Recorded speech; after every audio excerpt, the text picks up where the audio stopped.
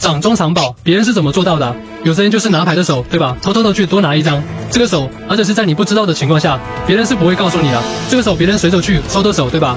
然后这个手可以自己做一个假动作，然后这个手你看，别人去比牌的手，对不对？先把这张牌打开来，对吧？这个手这个牌的话，你看这样一放回去，然后这个手收牌的手就已经做到了偷梁换柱。好，怎么教学啊？你们看清楚。